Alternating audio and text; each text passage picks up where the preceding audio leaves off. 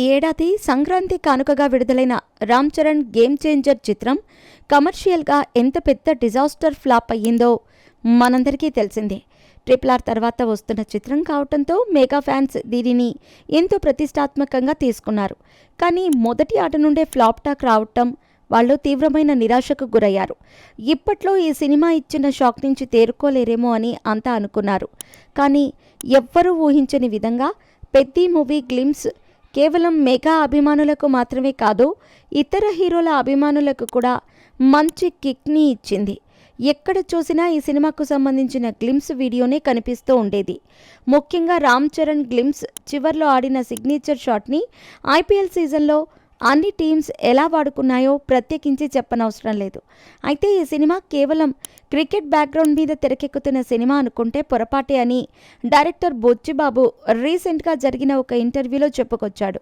ఈ చిత్రంలో అనేక రకమైన క్రీడలు ఉంటాయని, రామ్ చరణ్ అన్ని ఆటల్లోనూ నిష్ణాతుడని అభిమానులు బొచ్చిబాబు చెప్పిన మాటలను డీకోడ్ చేసి సోషల్ మీడియాలో చెబుతున్నారు. ఇది అలా ఉండగా నిన్న ఈ సినిమా షూటింగ్ సెట్స్ నుంచి లీక్ అయిన ఒక వీడియో ఇప్పుడు సోషల్ మీడియాలో బాగా వైరల్ అయ్యింది.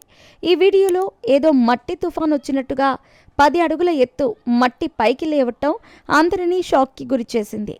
అసలు ఏం ప్లాన్ చేస్తున్నారా బాబు అంటూ అభిమానులు సోషల్ మీడియాలో కామెంట్స్ చేస్తున్నారు. ఈ చిత్రంలో జాన్వీ కపూర్ హీరోయిన్గా నటిస్తున్న సంగతి తెలిసింది. దేవరా తర్వాత ఆమె ఒప్పుకున్న 2వ తెలుగు సినిమా ఇది. హిందీలో చాలా సినిమాలు చేసింది కానీ సక్సెస్ మాత్రం అందుకోలేదు. కానీ తెలుగులో మొదటి సినిమాతోనే భారీ బ్లాక్ బస్టర్ని తన ఖాతాలో వేసుకుంది. ఇప్పుడు పెద్దితో కూడా ఆమె మరో హిట్ని తన ఖాతాలో వేసుకుంటుంది అంటూ సోషల్ మీడియాలో నెటిజన్స్ కామెంట్స్ చేస్తున్నారు.